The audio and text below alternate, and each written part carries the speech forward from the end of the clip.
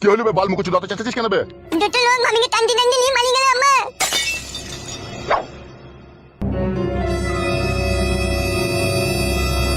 কে দুটো লোক বে টানতে টানতে পালাইলো? আমি চিনি না গো আম্মা, দুটো লোক টানতে টানতে নিয়ে পালিয়ে গেল মামিকে, তাই তাই দেখলাম আমি। কে কে লিখেছে? আমি চিনতে পারছি না মা লোকগুলোকে। নাম ফাং হবে মনে হয়, ওই জন্য লিখেছে। আবার মান টাক মেরে আবার দিয়ে যাবে। ও কি কথাবার্তা হলো তোর? ঠিকই তো বলছি, তোরা খেলা চোখা তাকে লিখেছে যখন মান মেরে আবার দিয়ে যাবে। খান কি মাগি না হইলে তো এরকম কথা বলতিন না। ও মা যাও না, তাড়াতাড়ি গেলে নিয়ে পালাবে না লোকগুলো। কোন দিকে গেল, কোন দিকে বে? ওই তো না মামারে ধারায় রাখতে নিয়ে চলে গেছে।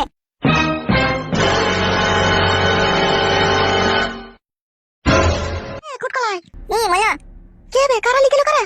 আমি চিনি মায়া, কারা লিখলো না লিখলো। একটা লোক বলছে আমারই বউ বে, চলি পাইছো তাই বলছে।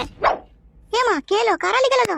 জালি জালি যা গুমাং মেরে ফেলি দেখো, পাতার কাটা সাফ হয়ে গেল, তুই তো ভালো হইলো না। তো জমা কথা করবে আমার এখান থেকে সরিয়ে পালিয়ে গেল, ওই নিয়ে যাবে গিয়ে তাই বাকি করে বলবে, তাও হইতে পারে। এখন কি হয়েছে কি না হয়েছে সে বুঝুমা আমি জানি আর উঠে মন জানে। আমরা তোদের কোনো ছাছা পাছাই থাকি না লো। আরে কোটকলাই তো লোকগুলোকে চিনি নাকি? আমি মনটি মানে চিনি না বাড়া খাতি মানে মনটি চিনি। হ্যালো চিনার দরকার নাই লো। গান মারি মুরগু দেখলে গুজা সুগা করে যা যা যেমন সেটাই করে গুজা, তুই ভালো হইলো। আমার মনে কিরকম একটা সন্দেহ হইছে। হ্যালো কোনো সন্দেহ করতে হবে না তোকে। আর কি সন্ধ্যেবেলা এমএলএ সাহেবের কাছে আমি যাবো, ওই 4 লাখ টাকা নিয়ে চলে আইবো, তুমি ব্যাংকে ফিস করে দেবো। তোর আবার সন্দেহ করে কি করবি তুই? তোকে সন্দেহ করতে হবে না, চিন্তা করতে হবে না, কোনো ভাবনা করতে হবে না। যা সুগা কোন যা, সে যা হবে না হবে আমি দেখবো। যা সুগা তুই। এই বেটা বেটা ছোড়া, তুই শুধু সুগা পেলে।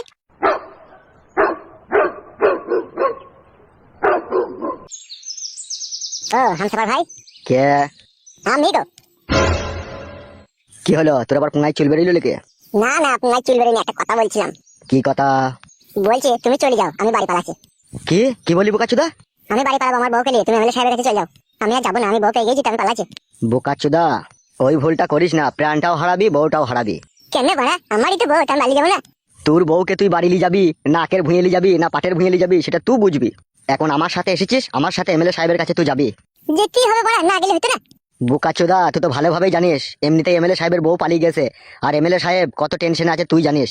আবার তুই যদি এই মুহূর্তে পালিয়ে যাস তাহলে তার মাথায় বিষ উঠে যাবে। আর আমাদেরকে কি করতে পাঠিয়েছে মনে আছে তো তোর? তোকে আর আমাকে, এই ছোট বউটাকে আর ওর বাবাকে ধরে আনতে পাঠিয়েছিল। ওর বাবাকে তো পেলাম না, বউটাকে তুই চলে এলি আমার বউ বলি, তা সেটা এমএলএ সাহেবকে বল গাছ। তুই আবার না বলি এই বউটাকে নিয়ে পালিয়ে গেলি, আমাকে গুলি করে মেরে দিয়ে যাবে এমএলএ সাহেব। বাবা লোক গুলি করে দিবে? না না, কাঁচের গ্লাসে 100 মতো চিনি দিই আর গুলি দুটোকে ফেলে দিই, গুলি তোকে 1 গ্লাস খাওয়াবে। বোকাচোদা চাঁদি ফুটু করে দেবে, ওই ভুল করিস না, চো তাড়াতাড়ি। ও ভাই ওইখানে গেলে আবার আমাদের কোনো বিপদ হবে না তো ভাই? না না, তোমাদের আবার কি বিপদ হবে, চলো তো তুমি।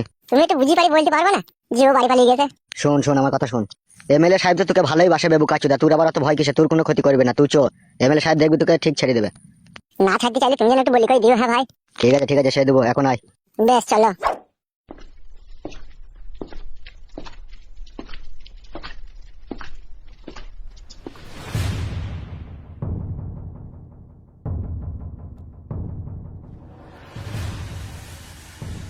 কি হলো আবার মুখ পরে তাকাইছো কিসের লেগে? টাকাটা টেবিলের উপরে রাখো আর ছেলেটাকে নিয়ে যাও। টাকা তো আমি দেবো বলেই নিয়ে এসেছি, কিন্তু তার আগে একটা কথা জানতে চাই স্যার। কি জানতে চাও তুমি? বলো কি জানতে চাও। বলছি স্যার আমার ছেলেটাকে ফাঁসানো হয়েছিল বলেন। মাথার চুলগুলো কি আপনার বয়সে পেকেছে না কার বাড়ি দিয়ে পাকিয়েছেন? লাউড়া মুখো ছেলের বাবা, শোনো, কেউ যদি না ফাঁসে তাকে কি কেউ ফাঁসাইতে পারে? কি বলছেন স্যার এইসব? ঠিকই বলছি। হে আর কপালি চুদা, তোমার ছেলে ফাঁসতে গিয়েছিল ওখানে। ভালো মাগি দেখেছে, ভালো লাভি দেখেছে, ভালো পাচা দেখেছে, লোভ সব দিলাইতে পারেনি, কাপড় তুলি ভরি দিতে গেছে। কি বলছেন স্যার এইসব?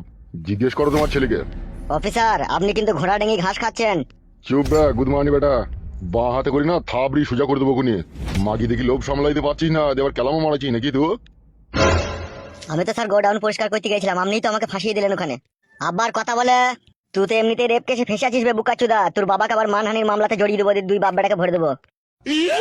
না না স্যার, এরকম করার প্রয়োজন নেই, টাকাটা আপনি নিলেন। টাকাটা টেবিলের উপরে রাখ, দিয়ে সোজা হাঁট। চো চো চো চো হাঁট।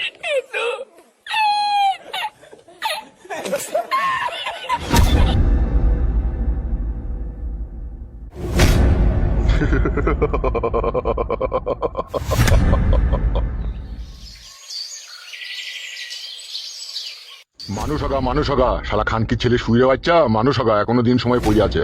খানকির বেটা তোকে হাইয়ে হাইয়ে মানা করেছিলাম বে যে ওদের সাথে মিশিস না। শালা এত দুনিয়াতে ভালো ভালো নামি দামি লোক মরে গেছি, তুই সুরের বাচ্চা কেন মরছিস না বে? ওগো আর চিল্লাচিল্লি করো না, যা আবার হয়ে গিয়েছে। এলো এ বগা মারানি, চুপ করে থাকবি। তুই আজকাল থেকে ওই চুদির বেটাটা ওইরকম হয়েছে। আমার আজকারাতে হয়েছে? আমি কি আজকারা দিয়েছি কে? তুই তো ছোটবেলা থেকে ওকে শাসন করতে দিয়ে নিল মাগি। মাং মারানি কেলা চুদি মাগি খাটি বলছি নাই চাই আমার একটাই ছেলে। ওকে যেন কিছু বললো না, এই ভেবেই তো তোমাকে শাসন করতে দিস নিল। মাং মারানি ঢ্যাপসা চুদি, কোনো কথা বলবি না লো তুই। বাবা মাকে কিসে লেগে গালাগালি করছো তুমি? চুপে শালা উঠ বিড়ালের বাচ্চা, কথা বলে জিভ টেনে ছিঁড়ে নেবো খুনি আবার। শালা খান কি ছেলে 50 লাখ টাকা চুনালে গেল সুরের বাচ্চা। খান কি ছেলে মাগিটার কাছে যে গেলি, মাগিটাকে ভর্তি পেয়েছিলি এই চুদির বেটা। কি বাপ গো মা তুমি আবার? শালা আমি ওইরকমই ভাববে না, ভরি যদি 50 লাখ টাকা জরিমানা লাগে তাহলে ভরি দিলে তো মনে হয় 1 কোটি টাকা লাগবে। শালা শালাকে বলছি হায় হায় শালা, আমি লটারিতে 1 কোটি টাকা পেয়েছি, তোকে 50 লাখ টাকা দেবো।